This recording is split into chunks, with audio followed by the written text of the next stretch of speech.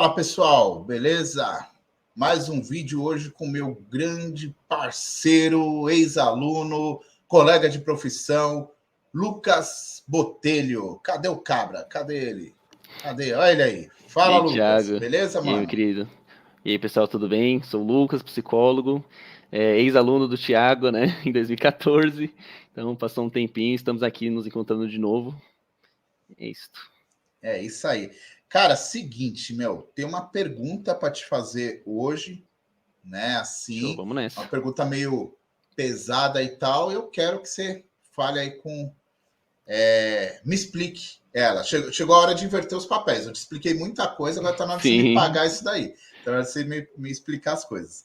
Então vamos lá. Vou até ler aqui para ser bem preciso nessa essa indagação que surgiu. Se toda forma de dor e sofrimento for levado como um aprendizado, será que teríamos uma jornada mais tranquila? E aí, Botelho? Toda dor, todos os problemas que a gente passa, se você captar isso como um aprendizado, será que a nossa jornada seria mais tranquila, cara? O que sim. o senhor diz a Uhum. respeito disso?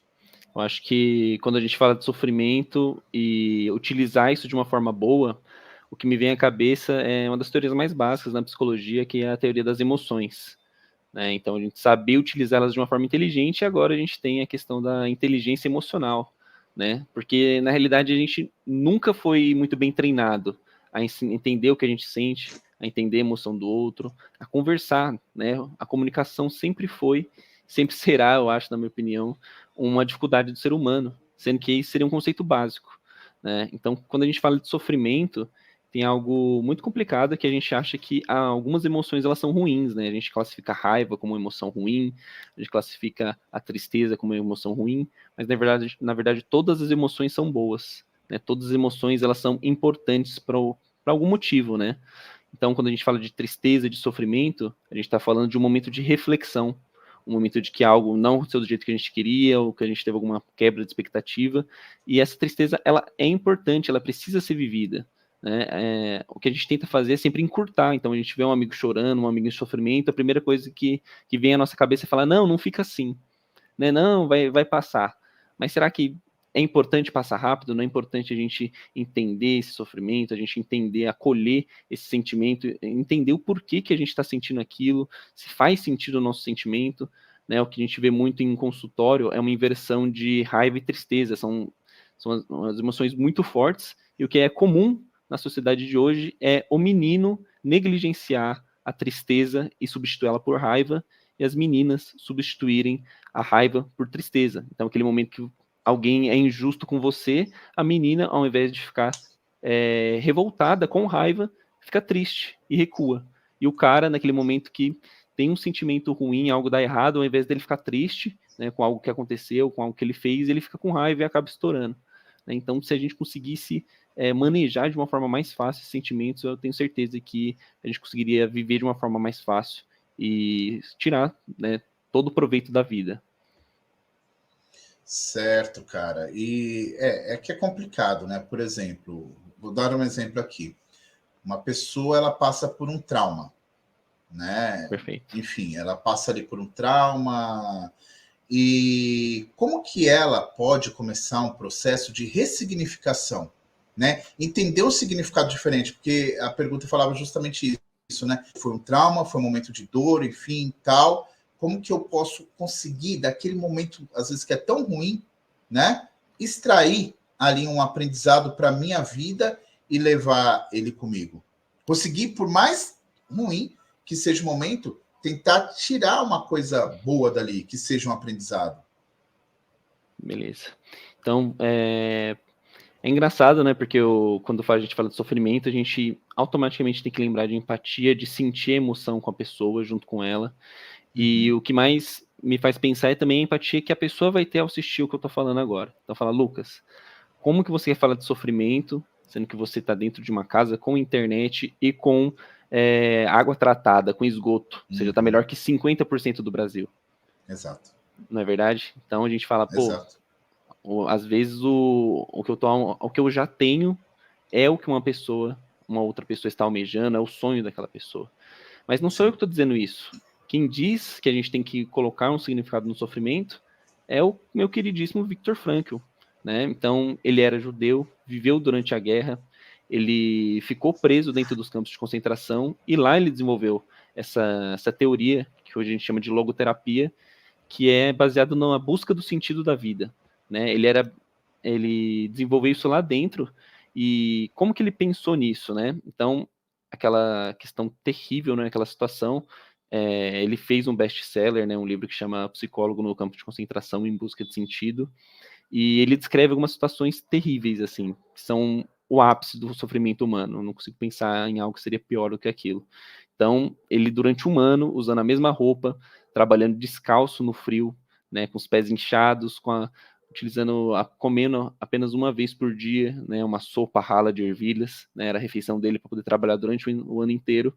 Em algumas situações ele descreve, né, que, por exemplo, um dos colegas estava tendo um pesadelo enquanto eles estavam lá dentro. Ele descreve no livro, né, ele imaginando a mão dele chegando até o colega ali para poder acordar, e aí ele olha ao redor dele, ele se assusta, ele fala: meu Deus, o que eu ia fazer? Eu ia acordar o meu colega, porque eu não consigo imaginar um sonho pior do que tá vivendo essa realidade, né?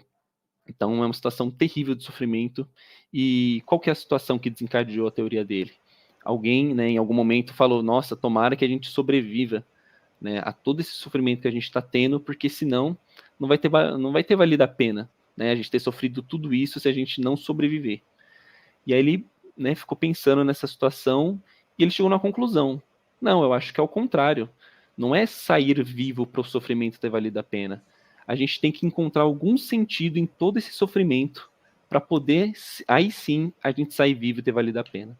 Né? Então, ele naquela situação, ele conseguiu ter essa empatia, ele conseguiu, né? Então já tinha perdido família, já tinha perdido filhos, não sabia se os colegas dele estavam vivos, se já tinham morrido, tendo a morte ali, né, como uma amiga constante, né, que estava ali o tempo todo. Ele pensou: não, tem que ter algum sentido nesse sofrimento que a gente está tendo, senão não vale a pena continuar vivendo, entende? Então, é isso que ele trouxe para a gente, né, tentar buscar, porque se há sentido na felicidade, tem que ter algum sentido no sofrimento também. É muito forte, né, cara? Essa Muito passagem aí forte. que você fala assim, o O livro cara dele é complexo. tendo um pesadelo, eu falo, meu, eu vou acordar ele desse pesadelo para isso daqui, né? Chega a ser assustador, né, cara? E eu já conhecia, né, essa história, confesso que eu não lembrava o nome do autor. Eu li Aham. um livro, né, de uma. Agora eu não vou lembrar o nome dela, tá? Uma moça brasileira, né, que ela sofreu muito. Tem até ela no documentário do Tony Robbins, né, na Netflix, Eu Não Sou o Seu Guru, e que fala que ela, no livro dela, ela cita essas passagens aí, né, do que Uhum. ele passou no campo de concentração, porque ela passou por traumas muito severos também, e ela fazia igual ele: não, peraí, eu tenho que buscar um significado, o porquê tudo isso está acontecendo, porque é igual a gente fala, né, o porquê comigo, né? Sim. Às vezes a gente pensa, nossa, mas por que isso está acontecendo comigo? E, na verdade, acontece com tantas pessoas. Você deu um exemplo aí da questão né, de você ter água tratada dentro da sua casa. Existem milhões de pessoas aqui no nosso país, né, Sim. no mundo, então, nossa, de pessoas que não têm a Esgoto a céu dignidade de aberto. tomar. Exato, né, cara? Que não tem a dignidade de tomar um copo de água, né, cara? Eu só abri um parênteses aqui, claro, porque Uhum. você é o nosso convidado, mas recentemente eu estou fazendo um trabalho aí com moradores de rua, né, onde a Uhum. gente arrecada alguns alimentos e sai distribuindo ali e tal. E, cara, é ali, de verdade, né, que eu vejo ali, que eu vendo aquela situação, ali eu entendi, Botelho, que você citou aqui em empatia, e em vídeos anteriores também, é ali que eu tenho a empatia, cara. Porque ali eu me dou, eu vejo aquela situação e eu tenho até uma valorização maior da minha vida. Eu Sim. tô aqui conversando com você sentado no sofá, super confortado. O cara fica sentado no papelão o dia inteiro. E muitas vezes ainda ele vai sair para fazer alguma coisa, passa alguém, pega esse papelão e joga fora, né?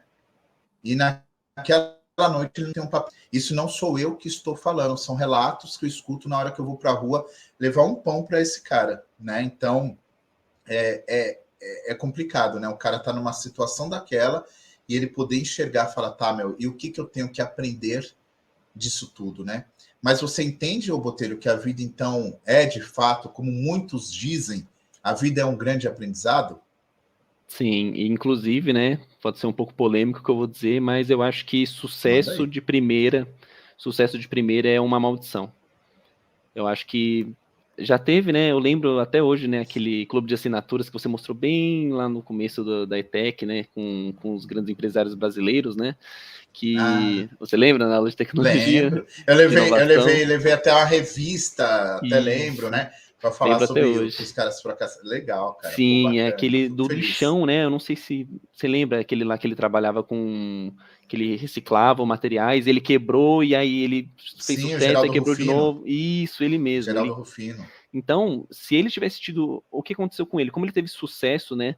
Muito rápido com a primeira coisa que ele fez, ele não conseguia manejar a falha, né? Ele não conseguia manejar um Uhum. insucesso. Então a gente fica com a mentalidade errada. Então, nossa, tudo que eu faço é mão de Midas, né? Vai dar ouro, tudo que eu faço vai funcionar de primeira.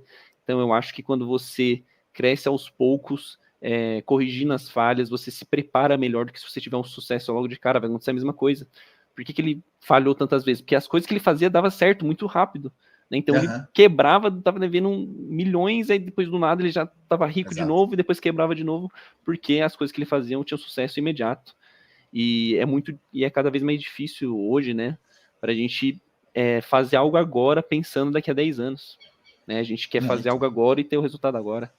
A gente não consegue fazer, né, nem imaginar, a gente não consegue imaginar que, pô, o motivo de eu estar estudando aqui agora, o motivo de eu estar fazendo essas coisas aqui agora, o motivo do porquê eu estudei desde sempre, na realidade, para o momento de agora. É muito difícil imaginar que eu, com 14 anos, ia estar pensando que tudo que eu aprendi lá, eu ia estar falando aqui agora, Sim, 2023. Tanto tempo sim. depois, mais de 8 anos se passaram e eu ainda tenho os aprendizados. Né, que é Naquela época difícil. você pensava em Uhum. ser psicólogo? Naquela época eu pensava em ser Legal. psicólogo, desde o do ensino fundamental, né, eu pensei em psicólogo, e engraçado que eu nunca parei para pensar nisso, assim, eu vou ser psicólogo, será que eu sou ou não? Quando a primeira Uhum. vez que eu tive no ensino fundamental foi até o final, e eu tive essa consciência de pensar, pô, tem que fazer agora para passar na faculdade, de ter isso, mas atualmente é cada vez mais difícil, né? Isso aqui, ó, acaba com toda a nossa concentração, né? Deixar isso É, aqui é muito difícil. E a gente acaba sofrendo com as nossas próprias decisões, né? Então, de você ter um celular ali, de você se sentir mal no final do dia, putz, passei muito tempo no celular, passei muito tempo não sendo procrastinando, produtivo, né? ou a procrastinação ativa, né? Nossa, eu deveria ler esse livro, mas eu vou arrumar a cozinha agora que eu tenho tempo, vou arrumar meu quarto, e aí você deixa tudo perfeito, mas aquilo que você precisava fazer, que é aquilo que você sabe que é o importante, a gente acaba deixando para depois. Legal, que pode ser o assunto de um próximo vídeo aí, falar sobre essa questão Sim. da procrastinação, que a gente sabe que atrapalha a vida de muitas pessoas, né? Botelho, cara, sempre é um prazer receber você aqui. Você sabe que aqui, cara, é tua casa, tem um assunto aí para discutir, traz aí pra gente, que é muito gostoso falar com você, cara. Muito bom mesmo. Energia muito boa aí que você tem, sabe, o conhecimento bacana. Eu admiro muito o teu trabalho desde 2014, né, na sala de aula, te ensinando lógica de programação, Nossa, né? Você não clássico. esqueceu das coisas, não, mas eu também não esqueci, não, cara. É um prazer Uhum. sempre ter você aqui com a gente, compartilhando esse conteúdo tão maravilhoso, né? Então é isso que você falou, né? Vamos sempre tentar, eu posso dizer isso, né? Eu pode, por exemplo, tentar agora começar a ver o copo menos cheio do que menos vazio. A gente tentar tirar o proveito, porque as coisas acontecem, né? A gente tem que focar no, como eu disse, na inteligência emocional, no que a gente pode controlar. Se a gente for tentar controlar o mundo, o que as pessoas vão pensar, o que vai acontecer de fora, é um esforço totalmente inútil, que só vai gerar mais ansiedade. Então, o legal é a gente se conhecer, ter autoconhecimento, estudar, utilizar as coisas, né, em ter motivação, colocar na nossa cabeça o porquê que a gente está fazendo aquele esforço, que com certeza, né, parar para estudar, lógico que é um assunto difícil, não vai ser tão prazeroso quanto o Netflix, mas com certeza vai trazer felicidade lá na frente. Né? Tem muita diferença entre prazer e felicidade. Prazer é instantâneo, felicidade estar bem, né? Você estar com bem-estar é eterno. Legal, bacana, cara. Muito obrigado. Né? As redes do Botelho estão aqui na descrição do vídeo, também estão aqui na tela aí para vocês. Segue esse cara aí que ele tem muito conteúdo bacana de primeira aí para compartilhar com a gente. Valeu, Botelho. Em breve estamos juntos de novo, hein, cara? Com certeza. Um abraço. Tchau, tchau.